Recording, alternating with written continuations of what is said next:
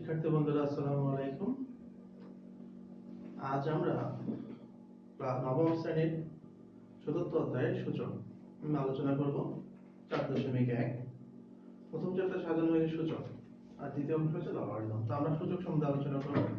সূচকের অঙ্কগুলো খুবই সোজা, যদি তোমরা সূচকের সূত্রগুলো যদি বুঝতে পারো তাহলে এই অঙ্কে আর সমস্যা হবে না আশা করি। তো আমরা প্রথমে সূত্র নিয়ে আলোচনা করব। তো আমরা দেখি সূত্রগুলো। এক নম্বর সূত্র অর্থাৎ প্রথম সূত্রটাকে গুণের সূত্র বলা হচ্ছে। a to the power m গুণ a to the power n যদি দুইটা অংশের গুণ আকারে থাকে তবে খেয়াল রাখবে দুইটার বেস যেন একই হয়। তাহলে a to the power m গুণ a to the power n হলে হবে a to the power m plus n, অর্থাৎ আমরা জানি গুণের সময় পাওয়ার গুলো যোগ হয়, এজন্য এটা যোগ করা হয়েছে। তাহলে ভাগের সময় পাওয়ার গুলো বিয়োগ হবে a to the power m divided by a to the power n, তাহলে এটা হবে a to the power m minus n। এখানে দুইটা অংশ আছে, যে কোনো একটা হবে। যখন m এর মানটা বড় হবে তখন m মাইনাস n, যখন n এর মানটা বড় হবে n মাইনাস n। এটা হচ্ছে দুইটা অংশ। তো তবে যে জিনিস খেয়াল রাখতে হবে, তা বেস যেন অবশ্যই সমান হয়, বেস সমান হলে হবে না। এরপর আছে সূত্র 3 ab whole to the power m, তার মানে হচ্ছে a to the power m গুণ b to the power m।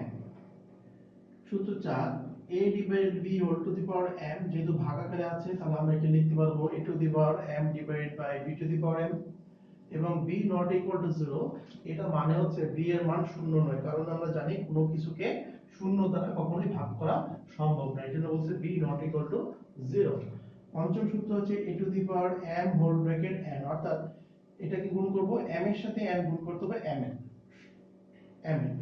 এরপর আছে শূন্য সূচক। শূন্য সূচকটা কি? a to the power 0 equal to 1, a not equal to 0, এর মান 0 হতে পারবে না। মূল সূত্র হচ্ছে এটা, a টু দি পাওয়ার 0 মানে 1, অর্থাৎ কোন চলকের উপরে কনস্ট্যান্ট সংখ্যার উপরে ধ্রুবকের উপরে যদি শূন্য থাকে পাওয়ার সূচক আকারে, তাহলে এটাকে আনা হবে। যেমন আমরা এটা একটু পরে আলোচনা করব। ধর ঋণাত্মক সূচকটা কি? a to the power minus n কে লিখতে পারবো 1 divided by a to the power n minus n, অর্থাৎ এখানে মাইনাস ছিল, এটা 1 ডিভাইডেড, এটা ব্যাখ্যা আমরা একটু পরে দেখব। এবং তার শর্তটা কি? a শূন্য হতে পারবে না, n এর মানটা হবে n বিলংস টু n স্বাভাবিক সংখ্যা, n এর মানটা হবে যে কোনো স্বাভাবিক সংখ্যা। তাহলে আমরা প্রত্যেকটার বিপরীতে একটা করে উদাহরণ দিয়ে দেখি।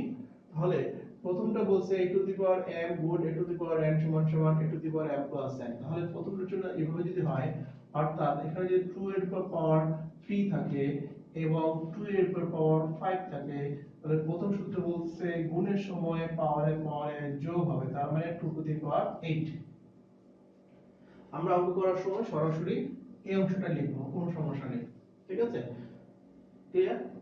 আচ্ছা, এবার আসো 2 নাম্বার সূত্র বলছে ভাগের সময় পাওয়ারে বিয়োগ হয়, আমরা ওইটা দিয়ে লিখতে পারি বা অন্য আরেকটা দিয়ে দেখব। যেমন ভাগের সময়, সাপোজ এখানে আমরা লিখলাম 5 to the power 7, 5 to the power 3, তাহলে যেহেতু ভাগ বলছে সুতরাং 5 to the power 7 - 3, that means 5 to the power 4। ভাগের সময় পাওয়ারে বের হয়েছে। এটা হচ্ছে দ্বিতীয় সূত্রের উদাহরণ। একইভাবে তৃতীয় সূত্রটা যদি আমরা দেখি, খেয়াল করো ab whole to the power m, অর্থাৎ আমরা এখানে লিখব 2 * 5 হোল কিউব, 2 * 5 হোল কিউব। যখন এভাবে থাকবে আমরা কখনোই এই দুইটা গুণ করে তারপর পাওয়ারের সাথে করব না, প্রথম কি করতে হবে 2 টু দি পাওয়ার 3 গুণ 5 টু দি পাওয়ার 3, ঠিক আছে? 2 টু দি পাওয়ার 3 গুণ 5 টু দি পাওয়ার 3 দুই ভাগ করে ফেলবো। এর পরেরটা দেখো 4 নাম্বার। 4 নাম্বার হচ্ছে 5/3 whole to the power square দিলাম, 5/3 হোল স্কয়ার যেটাকে বলছি।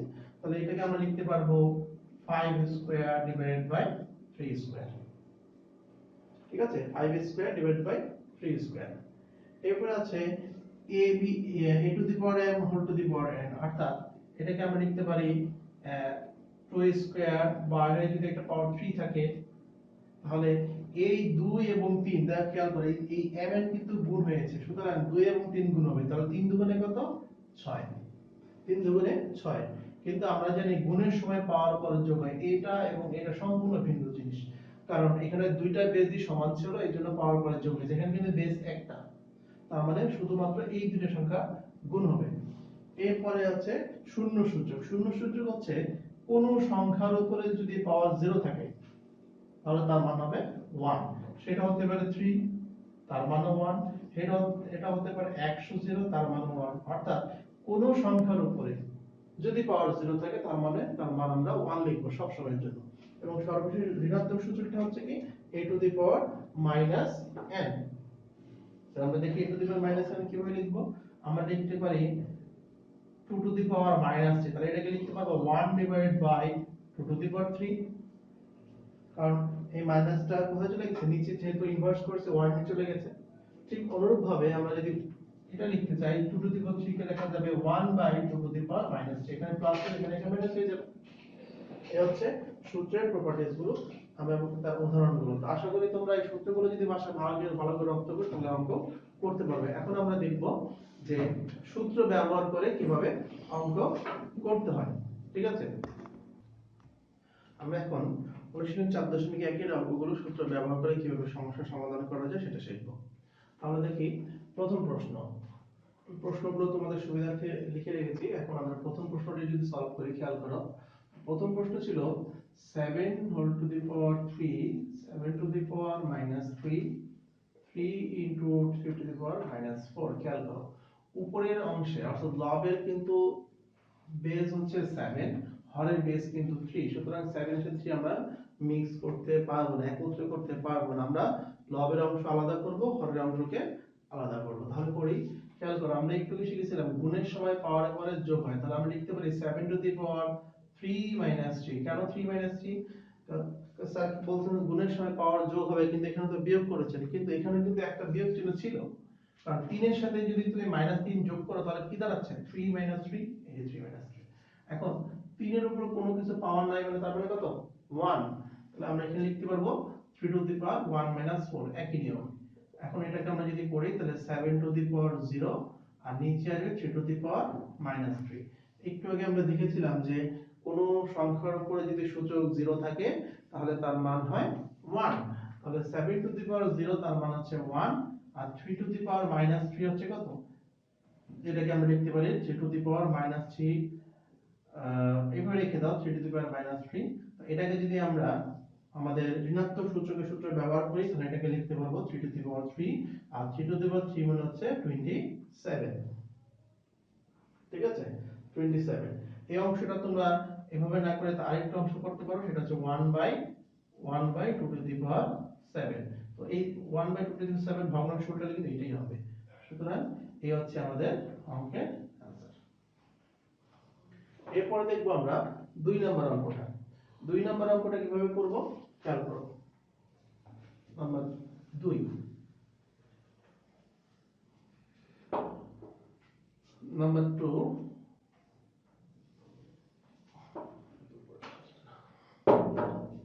নাম্বার 2 খেয়াল করো 7 স্কয়ার কিউবিক রুট 7। খেয়াল করো আমরা এই জিনিসটা কি রুট, হ্যাঁ, যেটাকে আমরা বলছি বর্গমূল। আর এর ভিতরে যদি 3 দেওয়া থাকে এটাকে বলা হয় কিউবিক রুট, যার বাংলা হচ্ছে ঘনমূল। অর্থাৎ এর মান হচ্ছে 1/3, আর যখন রুট থেকে তারকে আমরা ভাঙিয়ে নেব হাফ। ঠিক আছে, এটা খেয়াল রাখবে।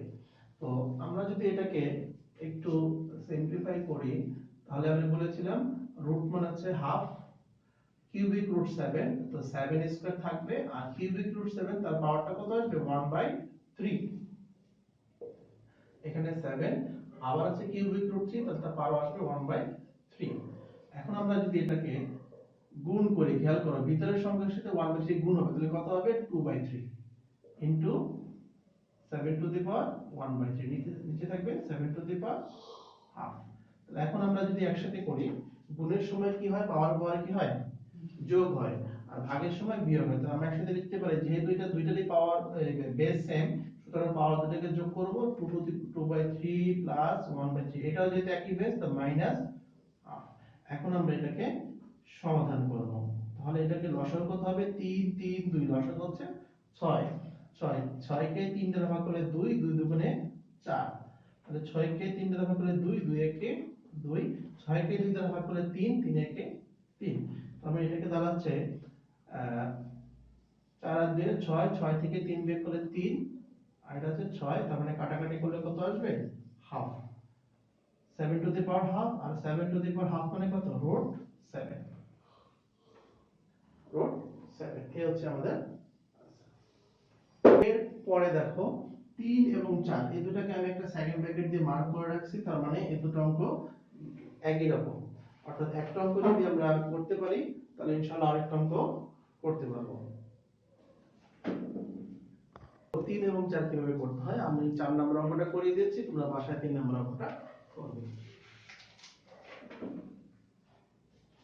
খেয়াল করো 4 নম্বর অঙ্কটা বলেছে কি 2 inverse 1 plus 3 inverse 1 whole inverse. তাহলে আমরা শিখেছিলাম ঋণাত্মক সূচক a to the power minus n, কি শিখেছিলাম a to the power minus n মানে হচ্ছে 1 by a to the power n। এই সূত্রটা আমরা এখানে অ্যাপ্লাই করব।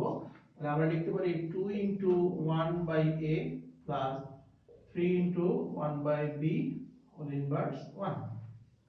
কারণ a to the power minus n কি লিখেছিল 1 বাই n, আর যেহেতু a এর পাওয়ার 1 আছে 1 টা লিখলাম না, একই রকম লিখলে যা না লিখলে তাই হবে, কারণ কোনো কিছুর পাওয়ার 1 থেকে লিখতে হয় না। এটাকে আমরা লিখতে পারি 2 বাই a, এটাকে লিখতে পারি 3 বাই b। কেন? কারণ 3 টা 1 এর সাথে গুণ হবে। এখন এটাকে আমরা যদি লসাগু নেই, লসাগু হচ্ছে ab, ab কে a দ্বারা ভাগ করলে b, b এর সাথে 2 গুণ করো তাহলে 2b, ab কে b দ্বারা ভাগ করলে a, a এর সাথে 3 গুণ করো 3a ইনভার্স 1। তো এটাকে যদি ইনভার্স করি অর্থাৎ ঋণাত্মক সূচকের সূত্রটা অ্যাপ্লাই করি তাহলে আমাদের এটা দাঁড়াবে 1 divided by 2a plus 2b plus 3a divided by ab। তো আমরা জানি একটা ভগ্নাংশের সাথে যদি আরেকটা ভগ্নাংশ ভাগাকারে থাকে তাহলে দ্বিতীয় ভগ্নাংশটাকে লব হর হয়ে যায়, হর লব হয়ে যায়, তাহলে ab হবে উপরে আর 2b প্লাস 3 হয়ে যাবে নিচে। তো তোমরা এই সূত্রটা কোন সূত্র অ্যাপ্লাই করলাম এখানে ঋণাত্মক সূচক, অর্থাৎ 3 এবং 4 তোমরা এখন তিনটা বাসায় করবে ইনশাআল্লাহ হয়ে যাবে। বুঝতে পেরেছো শিক্ষার্থী বন্ধুরা? এখন আমরা দেখব পরবর্তী অঙ্ক হচ্ছে 6 নম্বরে চলে যাব আমরা, কারণ আমরা একটা করতে রাখছি 5, কারণ 5টাও এটার মতোই, এইজন্য 5টা আমি করলাম না, তোমরা বাসায় 5টা করবে। আমরা এখন চলে যাব 6 নম্বর অঙ্কে।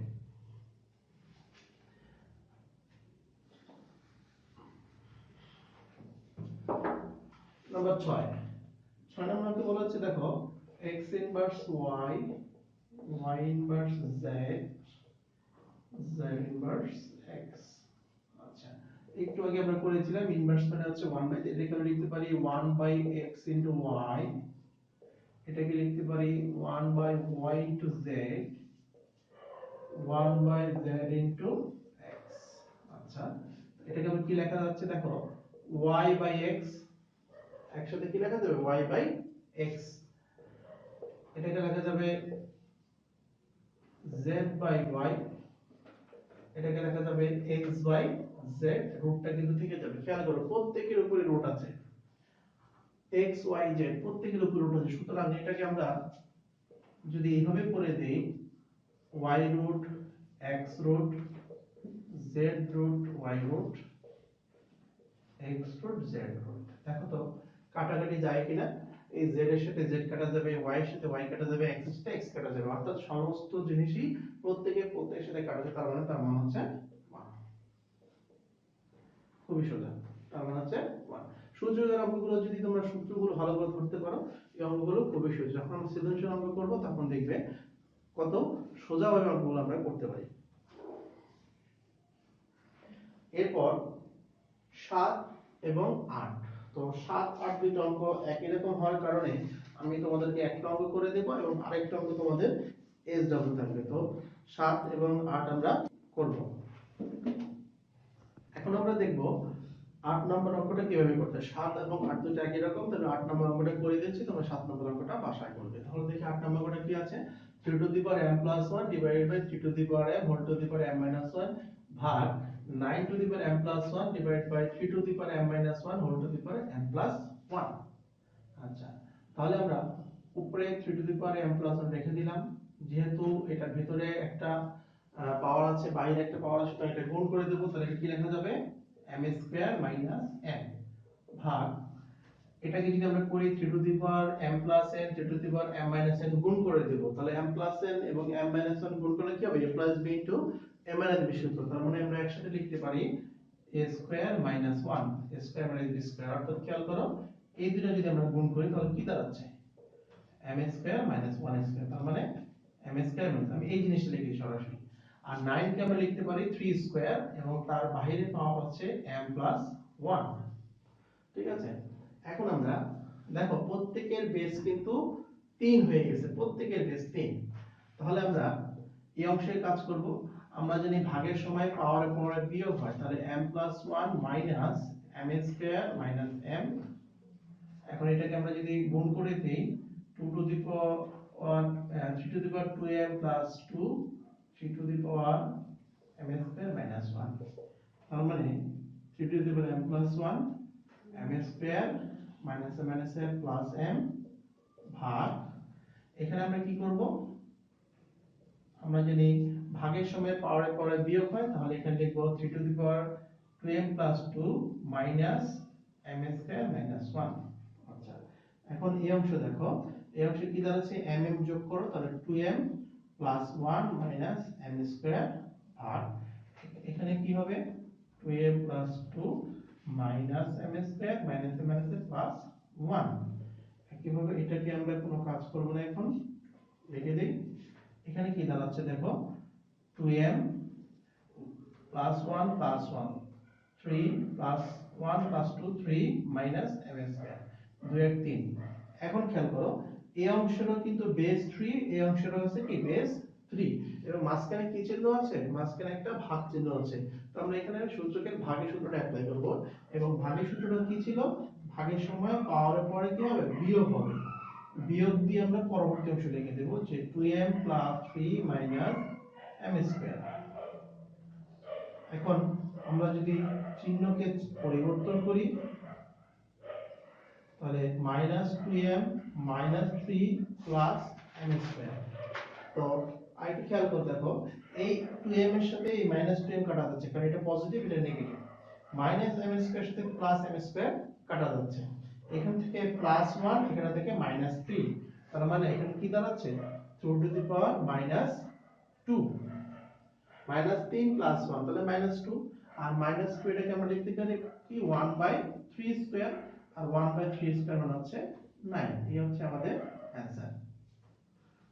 ঠিক আছে, তো এইটার মতো করে 7 নাম্বারটা যদি অ্যাপ্লাই করো সূত্রটা, ইনশাআল্লাহ 7 নাম্বার অঙ্কটা তোমাদের হয়ে যাবে আশা করি। তো এই হচ্ছে 7 নম্বর 8 নম্বর অঙ্ক। তো আমরা আজকে 4.1 এর সরলরেখাগুলো দেখলাম, সরলরেখার সূত্রগুলো কিভাবে অ্যাপ্লাই করে সরলরেখা করতে সেটা শিখলাম। তো আমাদের পরের দিন থাকবে প্রমাণ করো, অর্থাৎ 9 থেকে শুরু করব। আজকে তোমরা বাসায় 1 থেকে 8 পর্যন্ত অঙ্কগুলো করবে, সূত্রগুলো বাসায় রিভিশন দিবে, এবং উদাহরণের যে অঙ্কগুলো আছে সূত্র রিলেটেড সেগুলো করবে। আশা করি তোমরা বাসায় বুঝতে পারবে। তো আমরা আগামী ক্লাস দেখার আমন্ত্রণ জানিয়ে আজকে এখানেই বিদায় নিচ্ছি। সবাই ভালো থেকো, সুস্থ থাকো, নিরাপদ থাকো। পরবর্তী ক্লাস দেখার জন্য সবাইকে আমন্ত্রণ রইল। ধন্যবাদ সবাইকে।